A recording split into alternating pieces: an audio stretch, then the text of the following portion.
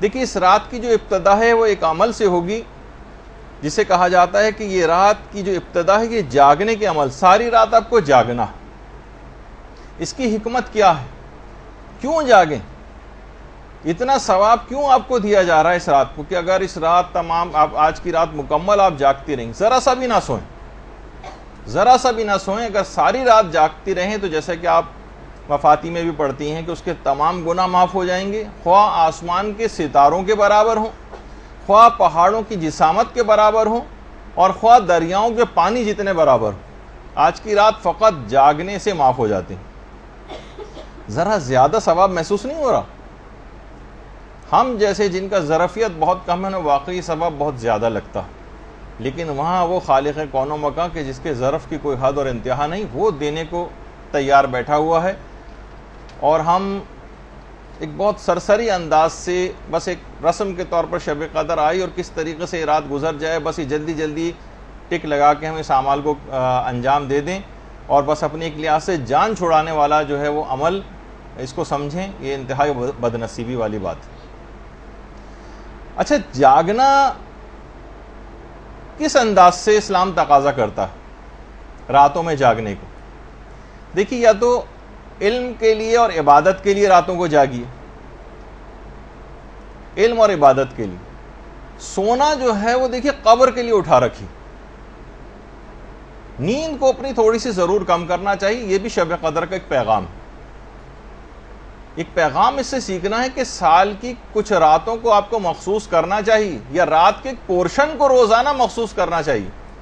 رات کا پورشن کتنا بڑا، یعنی مغرب سے لے کر اور رات کے 2-2 3-3 بجے تک جو لوگ سوتے ہیں اور لغویات کے اندر اس کو بسر کرتے ہیں، مخصوص تو کر رکھا ہے لغویات کے لیے، ڈراموں کے لیے، فلموں کے لیے، آؤٹنگز کے لیے، لاہو و لعب کے لیے، مختلف چیزوں کے لیے۔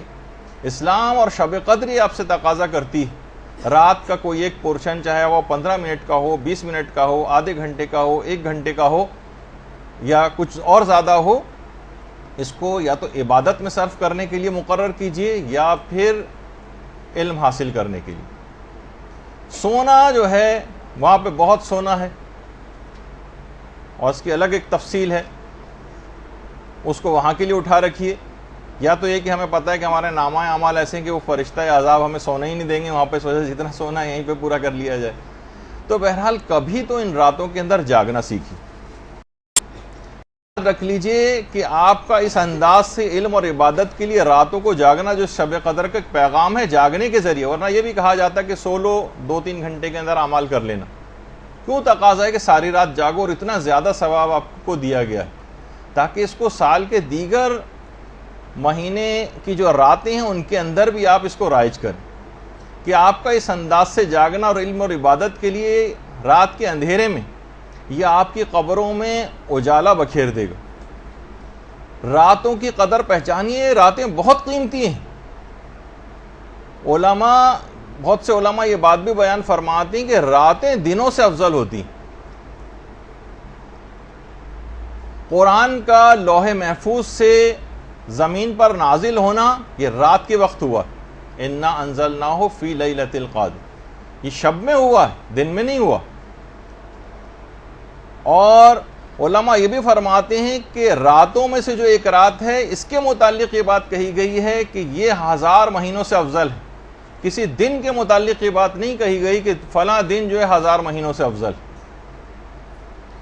شب جمعہ یہ بھی رات ہے، شب قدر یہ بھی راتیں ہیں، شب نیمہ شعبان اس کی کتنی فضیلت ہے، اور شب معراج اور شب برات وغیرہ، اسی طریقے سے شب عاشور، یہ ساری راتیں انتہا سے زیادہ عظیم راتیں۔ اور یہ بات بھی یاد رکھ لیجئے کہ تقدیریں جو آپ کی لکھی جاتی ہیں شب میں لکھی جاتی ہیں، دن میں نہیں لکھی جاتی۔ شب قدر میں آپ کی تقدیر لکھی جاتی ہے۔ رات کو بہرحال یہ کہ سکون اور اطمینان ہوتا ہے، دن پروردگار نے مشقت کے لیے بنایا۔ اور یہ جو راتیں ہیں اس کا جو 1/3 حصہ ہے وہ اس میں اللہ اپنے بندوں سے بہت قریب ہو جاتا ہے، بہت قریب۔ اور جو بندہ بھی بستر کو چھوڑ کر عبادت کے لیے جاتا ہے، اپنے پہلوؤں کو بستر سے الگ کرتا ہے، روایات میں ہے کہ اللہ اسے بغیر کسی حساب کے جنت میں داخل کرے گا۔ بغیر حساب کے. اللہم صلی علی محمد وعلی محمد.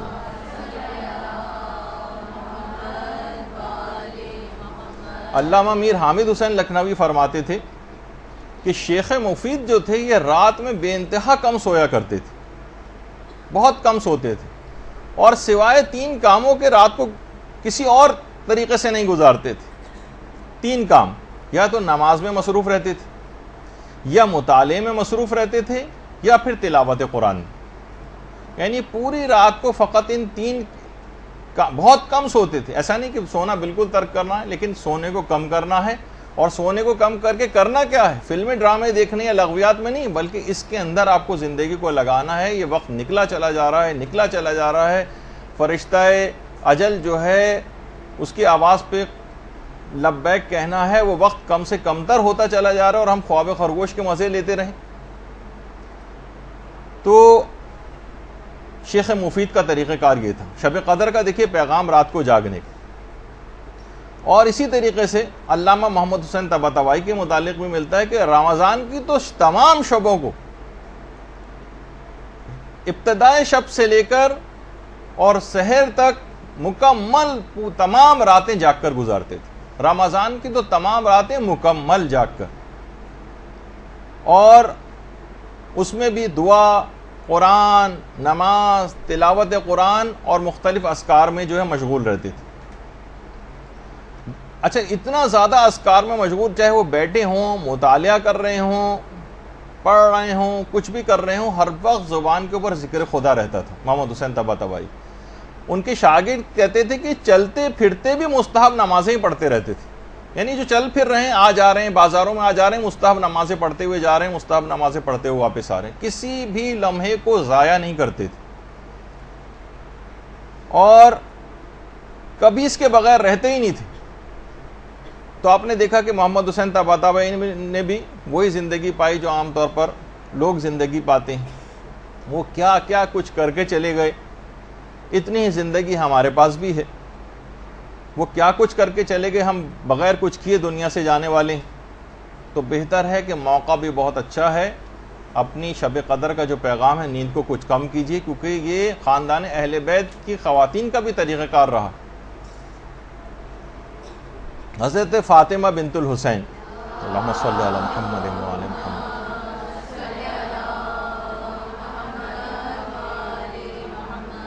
جو امام حسن کی بہو تھی, حسن مثنیٰ سے جن کی شادی ہوئی تھی, پوری رات عبادت میں قیام میں بسر کرتی تھیں اور پورے دن روزہ رکھتی تھیں. کیونکہ وہ سورج اتنے بڑے بڑے ائمہ کی صورت میں موجود ہیں کہ بہت سے جو ان سے غیر معصوم خاندان اہل بیت کے, کہ ان کی شخصیت ذرا ان کا اتنا تذکرہ نہیں ہو پاتا. اور تو یہ بہت, کیونکہ وہ راتوں کی اہمیت سے واقف تھے. اور یہی وجہ ہے کہ بحر الانوار کی جو 87 جلد ہے, اس میں کسی نے ہمارے چھٹے امام امام جعفر صادق علیہ السلام سے پوچھا,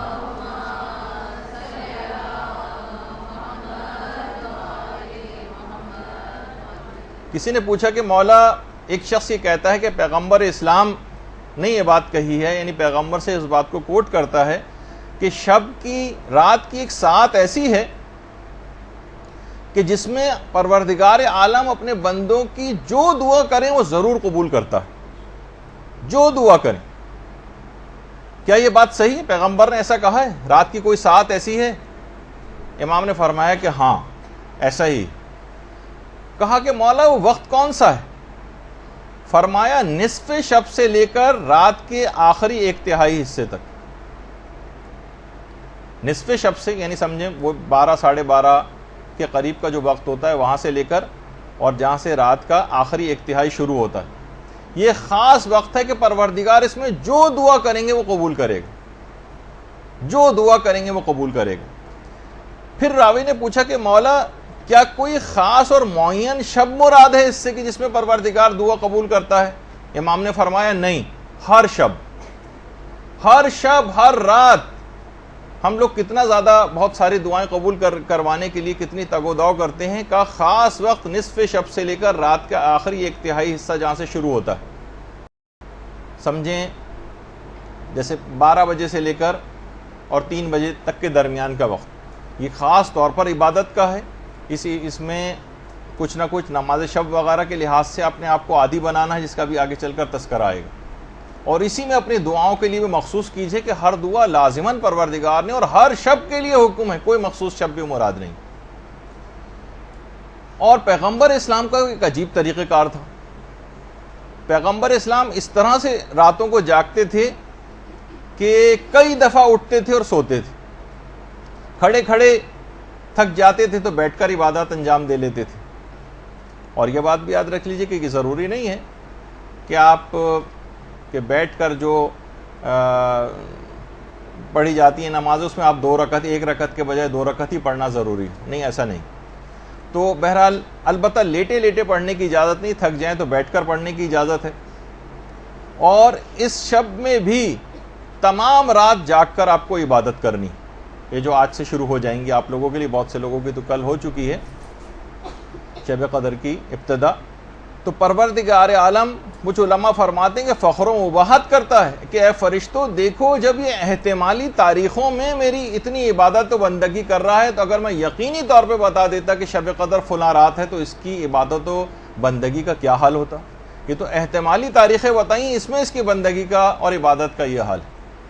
تو ہمیں دیکھ کے پروردگار یعنی اگر اس انداز سے عبادت کریں کہ واقعی جس طرح سے ایک حق ہے اس شب کو گزارنے کا، اور اتنا زیادہ اس کا ثواب ہے کہ یہ جو 1000 مہینوں سے افضل ہے، تو علماء فرماتے ہیں کم سے کم اس رات عبادت کرنے کا اور اس رات کو جاگنے کا جو ثواب آپ کو ملے گا وہ 83 سال اور 4 مہینے کی عبادت کا ثواب آپ کو ملے گا۔ 83 سال 83 ایئر، سوچیے کہ پیدائش سے لے کر جب تک آدمی بوڑھا ہو جاتا ہے اور مسلسل عبادت انجام دیتا رہے، فقط ایک رات عبادت کرنے سے اتنا ثواب اور فائدہ آپ کو ملے گا۔ اللہم صلی علی محمد و آل محمد۔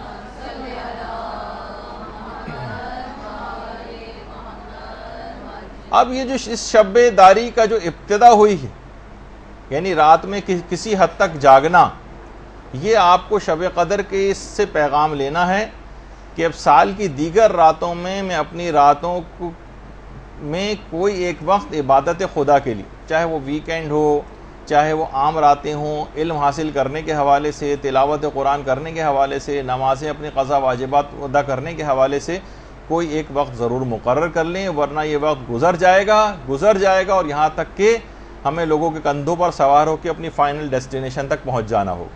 اس سے پہلے کا وقت ہے، اس پہ آپ اپنی زندگیوں کو بدلنے کی کوشش کر لیں، اور شب قدر سے بہترین اس ابتدا کی کوئی رات ہو نہیں سکتی۔